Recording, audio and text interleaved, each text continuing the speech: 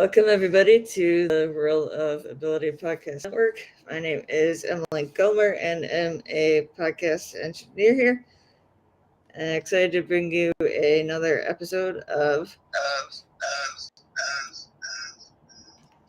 Who Cares? With our friend Todd of Arizona, who is with the Cares Foundation, which is about education, drunk driving, and so on. But it's also a memory of his mother and sister who he lost to a drunk driver. And we're gonna have Kamp Kares, and so on. But with nothing further to do, I'm gonna bring in Todd here to kick us off. So welcome, Todd. Thank you, Emily.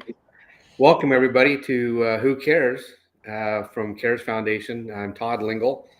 And like Emily said, my mom and my sister were killed by a drunk driver when I was 3 years old, which led to a lot of different things. And today I'll tell you a little bit of a recap of my story. And then I want to talk to you a little bit about talking with kids and teachers and just talk about some teachers.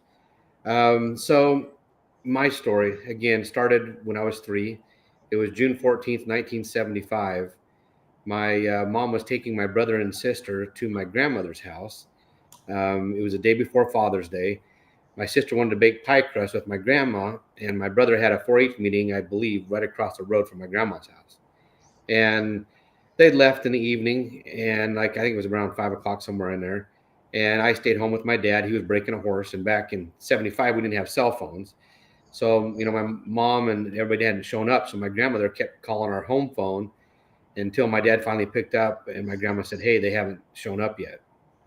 And so my dad goes, "Well, we'll go that way and see if they had a flat tire or something." So my dad put me in the Jeep, and we took off down the road.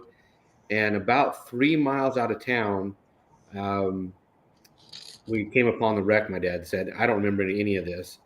And he got out, saw it was our car, and he started running toward the car, and he was tackled in the middle of the road by a deputy that was a friend of his, and said that, "Hey, Karen and Shelly are gone, but that my brother was on his way to the hospital." And so after all of this, the funerals and everything, the old adage of "buck up, buttercup" was, the adage back then. And so you just kind of put things in a box and moved on, didn't talk about it. We didn't talk about my mom, my sister, my grandma. I saw her probably once a year that I remember. And my uncle that lived 15 minutes away, I didn't see him hardly at all. And so, fast forward, mid-30s, had some issues, got depressed. I almost committed suicide.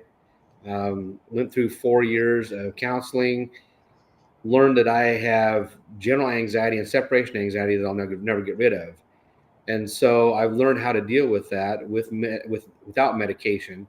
And so that's kind of what led me to Kares Foundation and how we came up with the name Kares. My mom's name was Karen. That's where the Kare comes from. And of course, my sister was Shelly. That's where the S comes from. And if you look on our logo, one part of the K wraps around the other. It's very significant in that when I started Kares Foundation, I was able to talk to the first responder to my mom's wreck, which was crazy that I even found her. And she said that my mom died giving my sister a hug. So that's a significant, that part of the K that wraps around the other leg. So that's a little bit of my story. I have some other things that I've done and I want to talk about. I don't have a guest on today, so we're going to talk a little bit about when I go in to talk to kids in schools and teachers and the impact teachers have on all of us. And so this one specific school I went into, and I asked these kids, I said, "When's the last time that you have thanked the teacher?" And they're like, "Never," or "a long time ago." And I'm like, "Well, you should thank your teacher because they're not doing it for the paycheck because they don't get paid enough. They're doing it because they love helping kids and want you guys to do better and go further in life. And the kids are sitting there and they think to themselves like, oh, okay, that makes sense. And so I tell these kids, it's when you study and you just say, oh, I don't care about this test or whatever. I said, you're basically slapping a teacher in the face saying, you know what you're here for doesn't matter to me. And so it's like, turn that around. I've had, and I'll ask you, Emily, here in a minute. I had a teacher was most inspirational to me. Was a sixth grade teacher, uh, Mr. Schuler. Still remember him to this day. In fact, I saw him on Facebook the other day, and we had I don't know, it was probably 3 or 4 foot alligator in our classroom. We had a cage, literally a pretty good sized cage in our classroom. And I think it was every Friday or every other Friday, we'd take him out, tape his mouth, and put him upside down. And we'd rub his belly, and he'd go to sleep, just like they say. It does happen. Um, so we would let him loose with his mouth taped in the classroom, and he'd walk around. Well, one day we went to recess, and somebody left the door open, and that alligator walked out the door into the hallway, and there was a substitute teacher walking down the hallway and met face to face when she came around the corner with this alligator. Well, I guess she screamed like crazy from what they said, and yeah, we got in trouble for leaving the door open that day. But he was awesome. We did lots of different things. I know some people might think it's gross or anything, but we had a baby lamb that a farmer had that had died. And he didn't know how it died, so we actually did an autopsy on this lamb and took its lung out and put it in a bucket of water. And if the lung floats, that means it had breathed a breath of air in the world. If it doesn't, if it sinks, that means it was stillborn. So that's kind of what we did. And so this teacher was really instrumental in showing and teaching us outside the box. Very, very significant in my life. So yeah, it was great.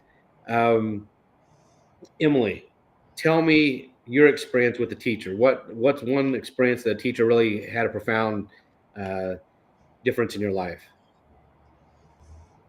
Um,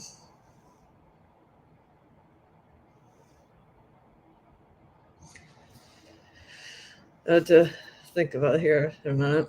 Um, All right. Well, I know Kurt's on. Kurt, do you have yeah. someone, and then Emily will come back to you. Yeah, there's one that I shared with you, Todd. My fourth grade teacher, Mr. Hepner. He's a very animated teacher. He used to, during recess time, he'd get us playing kickball and all sorts of different things like that to have an active recess. But in the classroom, he was very big on respect for each other and respect for him and not being disruptive. He was a guy that, if he was up at the chalkboard and he kind of could sense some commotion, he'd grab an eraser and he'd look and he'd do his stuff on the chalkboard, but he'd look, and if he could catch somebody being disruptive, he'd turn around, he'd take that eraser and he'd bop us with it. He'd throw it in the air and give us a little boop, a little bop with the eraser from the chalkboard and say, all right, we got your attention now. And basically a guy who grew up across the street from me, his name is Graham. And, so he was one of these targets of not doing what Mr. Hepner wanted in the class. And so he addressed our friend, and, Graham's response was, who cares? Mr. Hepner was like, whoa, that really got him. So he gets up on, there was a table there, a table about a couple feet high. He steps up on this table a couple feet up, and he really gets up. He's a tall guy anyway. He gets up and he's like, Graham, I'll tell you what, I care. That's all that matters. It's like, if you have trouble caring, don't worry, Graham, because I care. And we're going to do it this way because I care. And I'm going to care so much that I hope it picks up, Graham, that my hope is that you come to care. But for right now, you got to pay attention. We're going to do this. Right, Graham? And Graham's like, yep. But that, starting to work with you, that brought back the memory because we created the show, Who Cares? And we say, well, we care. Cares Foundation cares, right? Absolutely. That's one reason I want to talk a little bit about teachers today, is because they're very important to all of us. They touch all of us in our lives one way or the other as we grow up. So Emily, I'll come back to you. Have you thought of a teacher? I don't know if I have any specific one at the moment, but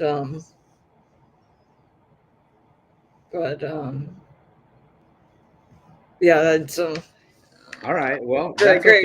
great teachers though. Definitely. And I'll tell another story. I have to. This one was a great one. It's actually in high school. Mr. Jones and Mr. Kirby, which actually happened to, they both were basketball coaches as well. And I was taking Mr. Jones. He was a science teacher, taking his chemistry class, and it was I think it was my junior or senior year, because we alternated that in physics. And so we were doing, I don't know what the electrolysis or osmosis of we're making hydrogen basically. And hydrogen, you can't see hydrogen at all, and it's heavier than air, and it'll just settle down in to like a bottle. And so we took this big jug and literally, well, we were doing little bars, and it's called hydrogen bark. We're taking these little bottles, filling them with hydrogen, and we light it, and it'd like a bark, it'd be just like that. And we're like, okay, this is kind of cool. We're like, hey, Mr. Jones, can we take this big bottle? And we had this huge bottle. I mean, it was like a 5-gallon kind of like bottle kind of thing that he had. And we just sat there, and and you can't see it, of course. We just sat there and going and going and going. So, hey, can we take this to Mr. Kirby's math class and light it off in there? Yeah, sure. So we went down and asked Mr. Kirby, and he goes, yeah, you can do that here. I said, we're still working on it, but we'll come down when we're done. Okay. So we do all this, we cap it, and we're coming out. I'm holding on to this thing in the math class. My buddy lights the thing off, and it blows a flame like 5 feet out in front of us. We're like, oh, I'm lucky I didn't drop the glass jar or bottle. And the math class just like going, and Mr. Kirby goes, maybe that was just a little bit extra. So, but that was a good time. Two other teachers that were really great in my life. So I want to thank anyone that watches this that is a teacher, to thank you for what you do. Keep doing it, even though the kids may not tell you thank you, or you get that feedback all the time, because what you do is very significant.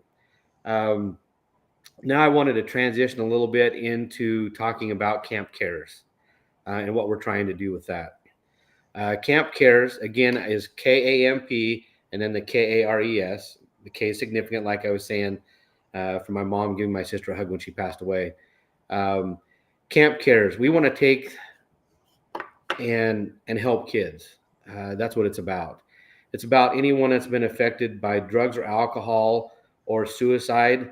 We're going to open it up to veterans, kids that have had an issue, or the veterans have, and just help kids all the way around.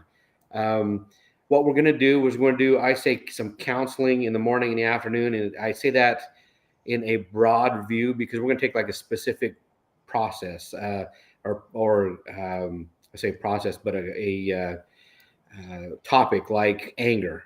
And we're going to talk about anger, when the feelings come up, what maybe triggers them, and then help them to understand how they can get through that. And so then that would be like morning, and in the afternoon, we'll have a group discussion. What did you think about the earlier talk this morning, that type of a thing, and help them out. Our theme for the camp this year is, oh geez, I'm having brain farts this morning, help me out, Kurt. Do you remember? Oh boy. Oh, Survivor, excuse me. There we go. Survivor, like the TV show. Oh, and so we're going to have a great time with the kids, doing some different games. We're going to have the cabins are going to have names on it from the whatever tribe we decide, and a lot of different games. Then we're going to do like a paracord bracelet, make each kid a paracord bracelet, make their own, do different activities like that.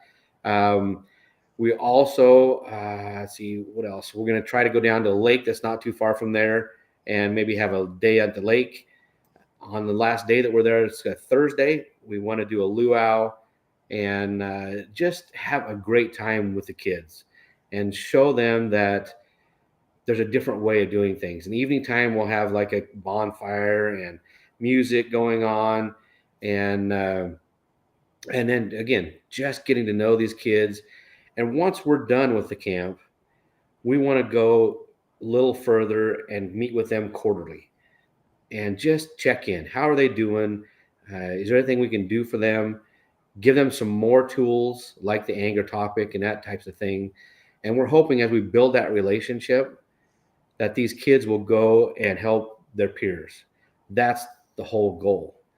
And I'll kind of get off subject and I'll come back to the Kamp Kares in just a second. A friend of mine runs a nonprofit called Plus One Ministries. His name's Anthony and his wife, Monica. And we got to talking here 3 weeks or a month ago, so ago on a Saturday. And he's like, man, he said, we do these events but we don't have like anything legacy wise. We really want to leave a legacy. And I said, well, that's why I want to do Kamp Kares, because the goal is to do a Kamp Kares in all 50 states. And so as we got to talking, we talked about different things in our kids, and I talked to how our kids, I raised them up, and my son, teaching him what credit was, credit report, those types of things. He goes, oh man, that's it. He said, we need to do something for these kids, because a lot of these kids in schools aren't getting taught the basics.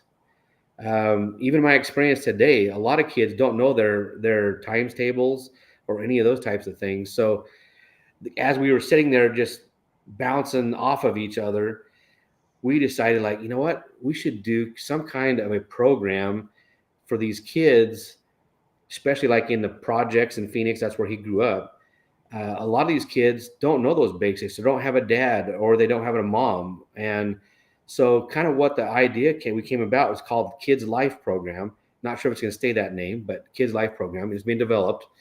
And so we're going to help these kids with the things that they need to be taught for the real world. For example, knowing their math, their times tables, teaching them how to read a regular clock. A lot of people just digital and that's it. How to read a measuring tape, how to change a tire, how to check your oil, and then going on even further with some medical stuff, and then learning what a credit score is, a credit report, how to interview for a job, how to write a resume, and then we go on to maybe the far thing, the advanced would be how to buy a house, how do you buy a car. What is a Roth and traditional IRA, those types of things. And so what we thought when we're sitting there is like, hey, let's go Kamp Kares. We have the Kamp Kares we do there, introduce them, those kids there that are in it, to the Kids Life Program that could transition and do the Kids Life Program and have it for a year. And the kids would have to keep their grades up, go to Kamp Kares, keep the grades up, do the Kids Life Program. At the end of the year, if they complete that, we take them on a trip to like Disneyland or something like that. Some trip they may have never been to or would never ever had the opportunity to. So the biggest thing would be for these kids to understand that if you work hard, you can achieve something, and to dream. If you dream it, you can achieve it with your hard work. And that's what we want to instill in these kids. And that's something that would be something that has these programs longevity. We can take to lots of different cities in the United States and have these kids being helped in that way. And so that's kind of where we're headed with Kares Foundation and Kamp Kares. It's exciting. One thing we do need still this year is we need some funding. And so if you go to karestoday.org, that's our website. Again, that's KARES today.org. And, donate there. We are a 501c3, so your donation is tax deductible. So Kurt, tell me your thoughts on everything that I had said there about Kamp Kares and what your opinion and everything that you know about me now. Well, I guess you mentioned Plus One Ministries.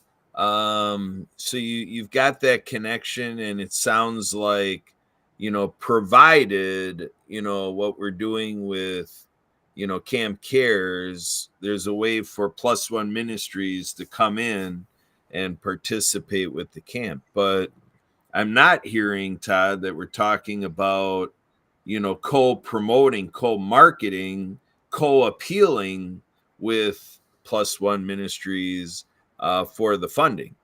So can you describe that a little bit more about your friendship with the founders of Plus One Ministries? And is there a possibility to follow up with them and see if we could get them more involved in the financial appeal, the appeal for donating to the camp? Absolutely, yeah. And this us talking and getting things going. This is in the development stages. We just talked that one day about it, and but we have talked a little bit. He's got a couple events that are going to come up that is a possibility. He also the city of Phoenix has gotten a grant, I guess, and they've come to him, and so he was going to bring me in when that happens, and it hasn't happened yet. It's been by, I'm not sure how far along it's going to be, but to be able to get together and say, hey, this is the program that we want to do. So it's something we need to get together on. He's hugely busy. He does not only helps out with kids, he goes into prisons, and so yes, it'll be a combined joint thing. I'll probably take the lead on it as far as that because it's going to be Kamp Kares led, but we're going to do the Kids Life program together, and so yeah, it'll be both. We're both going to contribute to that financially, so that it can happen. So that's kind of what we've talked about. Like I said, we've only gotten together one time. Getting both our schedules together has been hard, so we just got to make time. So that's so. Are you going to be on this Saturday with Zach Clayton with his 22-hour live stream? Community Paid Forward, the Healthy Heroes program? I was going to try to. I have a funeral, our celebration of life. The gentleman that I talked about asked for prayer, was it last week? He has passed away. He was shot in the head, and he passed away, but fortunately, from my understanding, he was a donor. So I think there's 7 families that are going to be helped, which he would want that. He was a very helpful and caring guy. So that's where I'm going to be Saturday. It's for 2 or 3 hours. So if I can squeeze Zach in there, I will. But right now, that's kind of what I'm doing on Saturday, unfortunately. And so pray for their family, continue prayers, and pray for the gentleman that shot him too, because he's going to be going through some major things, and he was a prominent businessman in the area. So yeah. Gotcha.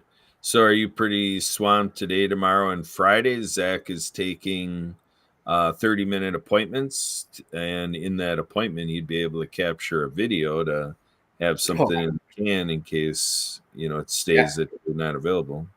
Yeah, absolutely. That is something I could do. I have later today and tomorrow. Yeah, definitely. I didn't realize he was doing that. I thought it was just Saturday.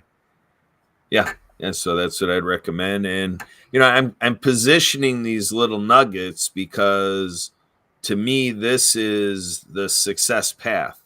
We just were on with Alan with Mastery of Connections, and he talks about it's not about me, it's about we, and all ships rise with the tides. So we've talked about People for New America before, Helpopedia, Optimist International, and so to me that's what I aim for, is to get more stakeholders in Kamp Kares, so that it's the combination of everybody's networks and the synergy of it all, and the who's who and who knows who and what's what and who knows what, and just kind of really get that biz intel going, that you're really making the strides. Because I go on the 95% rule.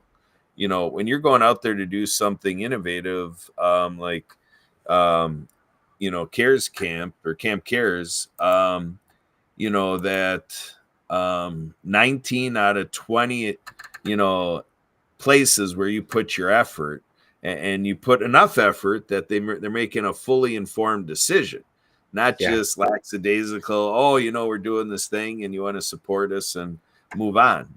That's not really a concerted ask. A concerted ask is like what's went on with the show.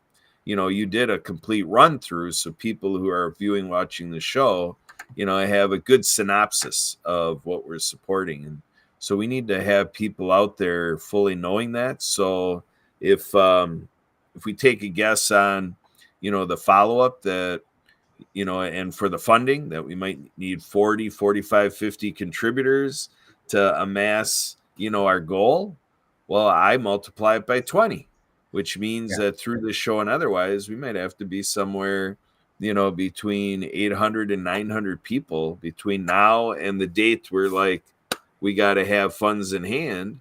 What are we doing as a team and as a network, as the unicorn universe, and all that? What is everybody doing to help bring this in front of enough people? We're working with Veterans Ranch, which is the equine therapy side of things, and he's made a huge breakthrough for veterans because he's got Veterans Ranch on NASCAR. So he's got various racers that have the emblem for Veterans Ranch. So now we can all attract, to that. So that exposure element, is what we're looking for here. On Monday, we're going to be with Bravehearts TV.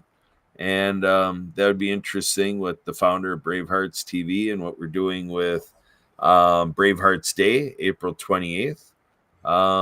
If we can kind of put this all together, to me, I think we need a little bit more Imagineering, creativity, and a little bit more purposeful, application of our time, as Napoleon Hill, taught us in his writings, definiteness of purpose. Right. And that equates to money. We were hearing in the foundation and the camp and everything, there's plenty of definiteness of purpose, but now we've got to say, okay, now our purpose is fundraising. So how are we building definiteness into our fundraising that, yes, indeed, we are manifesting those funds? Absolutely. Yeah. And that's key right now, because I've got some things out there. I've got, some grant writing that hopefully will come back. I've got a couple other things, but we still need individuals' help. If you're out there, anything helps us get to the goal. And right now to do a full camp, we're looking at 40, 50,000. We're going to maybe pull back the number of kids. And so, we still need around that 15 to 20,000 mark to pull it off and make it a good camp, or we might have to postpone to next year. I don't want to think that way. It's going to happen this year. So we just got to get out there, and it's going to take, like I said, Kurt, combined offer for sure. So if you're watching, if you've got any ideas, want to talk to me and ask me more specifics, absolutely give me a call. My number is 602-552-1375. That's Arizona number. Or I do have an Oregon number, is 541-490-5171. I love that, Kurt, because I have so many things that are going on out there. I need to get refocused back in sometimes. And because the goal is Kamp Kares and get that completed. And because that's what's going to help propel us to that kids' life program and things beyond to help kids out. So again, if you want to get on board, definitely go to carestoday.org. Again, my phone number in Arizona, 602-552-1375. If you're in Oregon and you want to call me on my Oregon number, it's 541-490-5171. And yeah, I want to have a great time. And the biggest thing and the focus is saving lives. That's why I'm doing this. That's why, Anthony and Monica do what they do, is to help save lives and kids' lives. And Kurt, you're doing great work with disability and having kids or individuals disabled skiing. and lots of different things else you're doing. So I appreciate and thank you for that, and as well. And we're getting close to our time here. So any last words, anyone?